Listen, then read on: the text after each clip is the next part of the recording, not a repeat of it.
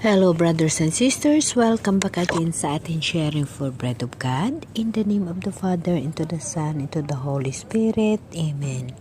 Ama namin sa langit, nagpapasalamat ako sa pagkakataon na ito ngayong umaga sa pagbigay mo sa akin sa panahon upang ako ay magkaroon ng lakas ng loob na ibahagi ang mga ganap sa aking buhay na kasama kita. Panginoon, maraming salamat sa umagang ito na ibinigay mo sa akin na panibagong buhay at panibagong pag-asa upang aking matuwid ang aking mga pagkakamali at aking maayos ang aking kaluluwa upang makahanda sa pagsalubong sa iyong pagbabalik. Panginoong Hesus, aking Diyos, aking tagapagligtas, maraming salamat sa lahat-lahat ng bagay na ibinigay mo sa akin. Panginoon, aking hinihingi sa iyo na kontrolin mo ang aking buhay dahil wala akong magagawa sa buhay pag hindi mo kontrolin ang aking buhay.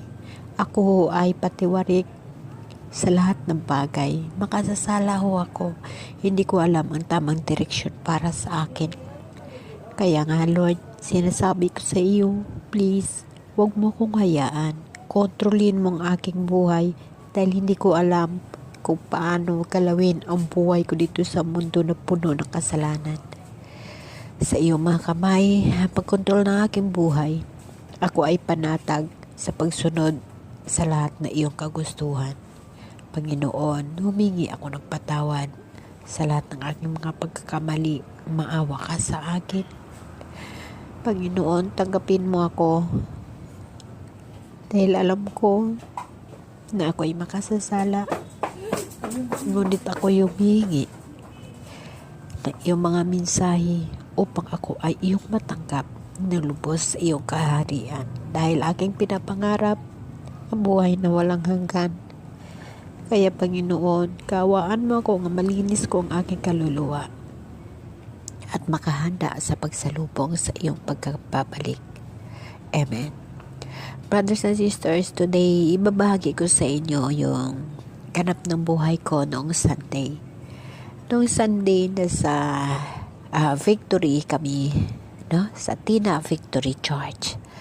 Doon napipraising song, lahat na mga tao masaya dahil yun ang pagkakataon, yun ang araw na makakasama namin ang mahal na Diyos na kumbaga mga kapatid nasulo tayo ng mahal na Diyos sa mga araw na yun.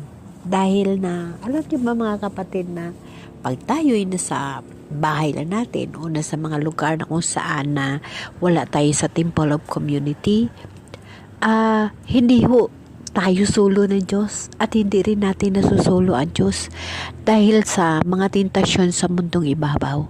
Napakarami yung mga tentasyon sa mundong ibabaw na ito. Kaya ang araw ng linggo o ang isang araw, kahit anong araw, basta mayroon kang araw na inilaan sa Diyos, yun ang sinasabi na napakaswerte mo. Pinili ka, you're victorious. You had a victory in your life dahil na nakasama mo ang Diyos. Nakasama mo siya sa araw na yon. Isa lang ang hinihingi ng Diyos sa buong maglinggo, isang araw.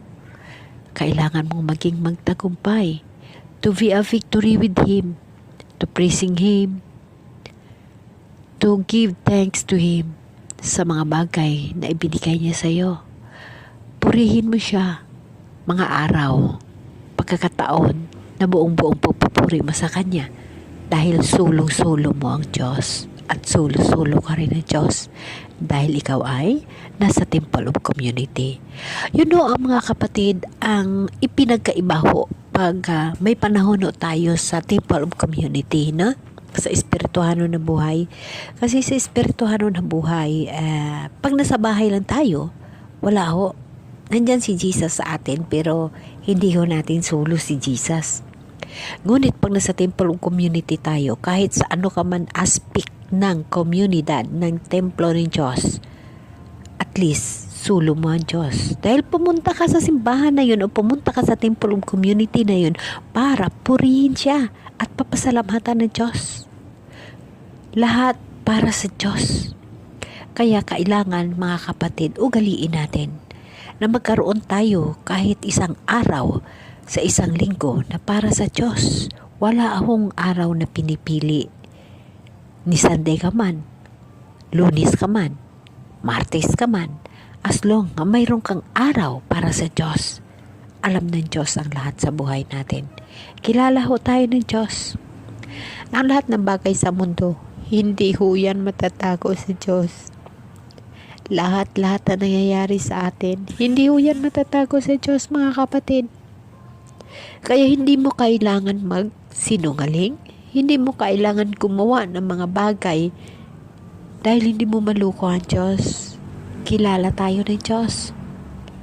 Ang pinting ng mga puso natin, alam ng Diyos.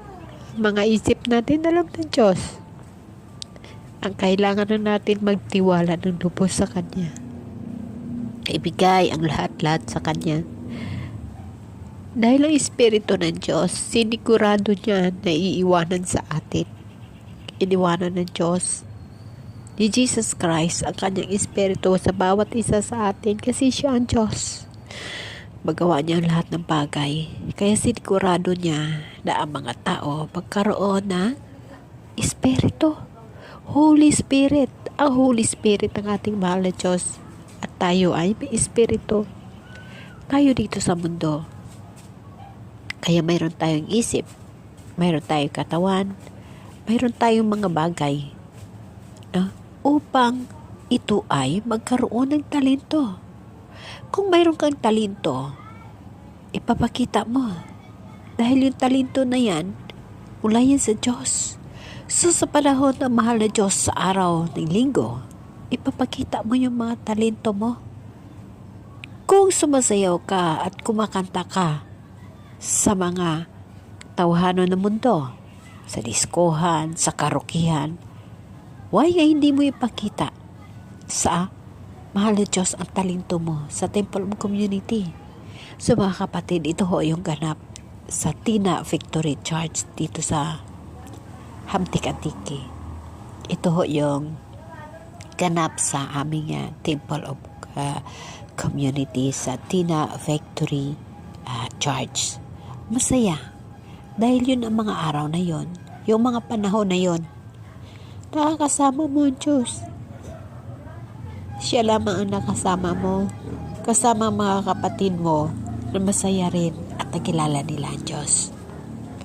Mga kapatid, hindi pa huli ang lahat. Huwag natin unahin ang makamundong buhay. Kung may panahon na tayo upang magnilay-nilay at manumbalik sa mahal na Diyos, gagawin natin dahil wala hong hirap. Mga kapatid, bawat isa sa atin ay mayroong mga sariling obligasyon. May sariling mga plano ang Diyos. Paano ba natin maaabot ang mga plano ng Diyos kaya hindi natin alam? Ngunit mayroong mga paraan upang matatanggap natin ito at malalaman natin ito. Mga paraan na kung saan kailangan na natin ang faith, ang ating panampalataya, ang lubos na pagtitiwala. Ang ating lubos na pagtitiwala sa Diyos, yan ang makabigay sa atin ng kahulugan or tinatawag na makikita mo kung ano ang tinutuyo ng Diyos sa buhay mo. Faith, mga kapatid. Ang faith, ang panampalataya ng lubos. Amen?